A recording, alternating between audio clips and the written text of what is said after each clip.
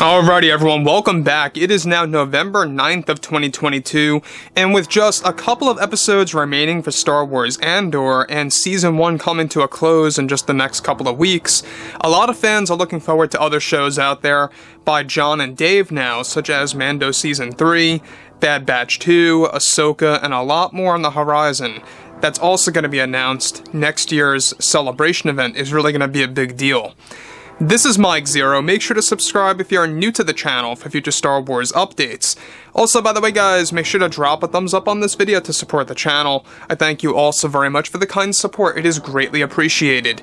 Now, one thing about the new universe between John, George, and Dave is that they are all coming together as a team to really propel Star Wars in the right path. So basically what's going on right now is that what they are about to do for the fandom is that they really want to give the fans a lot of Star Wars Legends material from the highlights of Legends. We're talking about the Thrawn trilogy, Dark Empire, Shadows of the Empire, and more. Now, with that being said, what's even all the more exciting is exactly what they are about to do with one of the biggest characters in the Star Wars franchise, and specifically what they are about to do to an already existing Star Wars TV show, and how they're going to try their best to recover that. Now, this all pertains to the second season of Obi-Wan Kenobi, which, by the way, is indeed going to be treated as a soft reboot. We're going to be going into more details about how they're going to be going about doing that, and how they're really going to borrow a lot of illustrations and storyboards from the Kenobi movie trilogy that never really got to see the light of day because of Kathleen Kennedy. Now, moving on to the thing that is exciting the most, of course, with Disney executives now regrouping to fix the Star Wars franchise, Favreau and Filoni have been joining multiple new Star Wars projects to provide fans the best experience possible. However, one of the biggest projects of all right now is the second season of Obi-Wan Kenobi that will be treated as a soft reboot. They are currently taking the old storyboards created for the Kenobi trilogy and are set to use them for the soft reboot, one of which involves a full-on saber duel between Vader and Mace Windu that was supposed to happen in the trilogy.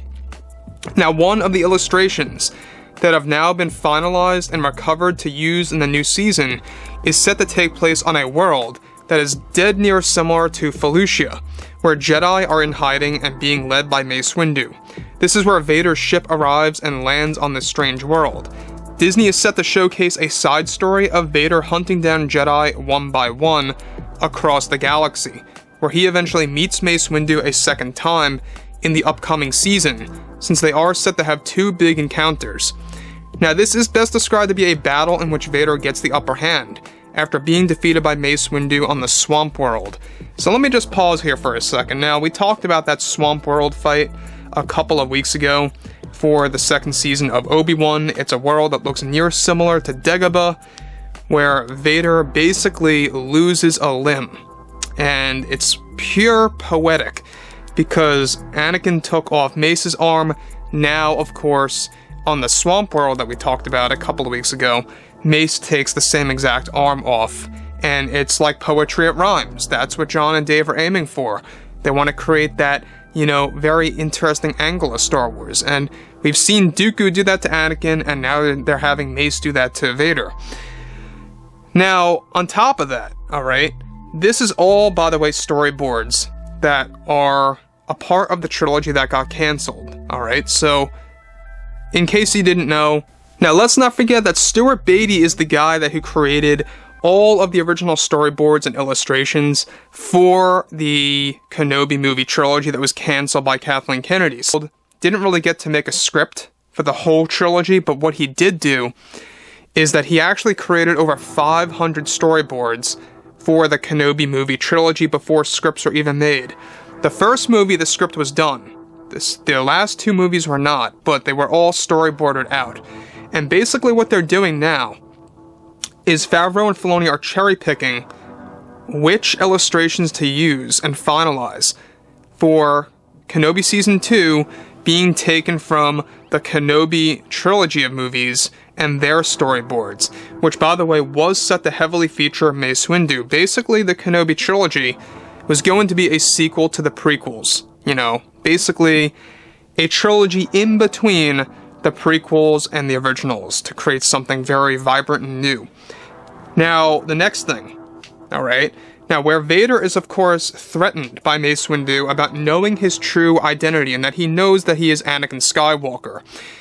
Now, do you guys notice that they're already rebooting what was already done, but in a better way?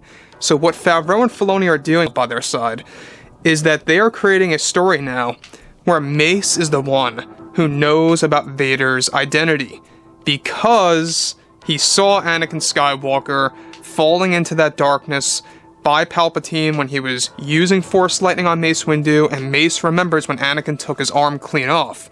So he knew right then and there who it was, and that makes a lot more sense as to why somebody would know who Vader really is. When you look at everything between Favreau and Filoni, Stuart Beatty, alright, was the guy who actually created the original trilogy. Joby Harold tried to really pick up all of those older elements. So what they're trying to do now is that they're trying to replace Joby Harold, getting rid of him off of this Kenobi sequel. So, however, here, Mace loses control where Vader uses a Force Repulse technique, causing the cliff to crumble where Mace falls down to the surface of the planet and hangs on by a tree branch. One of the storyboards involves Vader throwing his saber like a boomerang, where it cuts the branch, causing Mace to fall into a large river, of course, into a leading waterfall. This is just one of the short sequences of their duel that has been finalized. So, to put things in short here, what Stuart Beatty is about to do with all of the upcoming Star Wars projects is that Stuart Beatty created a lot of storyboards for the Kenobi trilogy that's going to be used now and being picked up by Favreau and Filoni. Now, what I like about that is that Stuart Beatty did some things that Joby Harold could have never even imagined.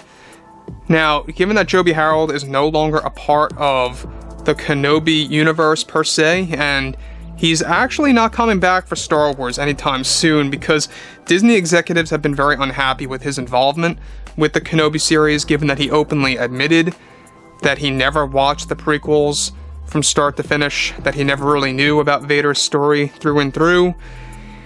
And that just goes to show you that we had the wrong creator writing this show. That's just a given fact. Now, some of you might like the series, and that's fine. You all have an opinion, that's great.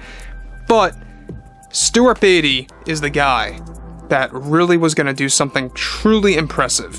So, putting it out there, Joby Harold tried to pick up some of Stuart Beatty's work, and it just did not work. He kind of twisted things around a bit. So, as of right now, everything related to the Kenobi second season, it will be a soft reboot. It will be something completely new for the franchise that fans have never seen before, and that's what they're generally aiming for when it comes to the Star Wars universe. So anyways, guys, drop a comment below. Let me know what you guys have to say about this below in the comments, and if you guys did enjoy the content for today, make sure to drop a thumbs up on this video to support the channel. I thank you all so very much for the kind support, and I'll catch you guys next time.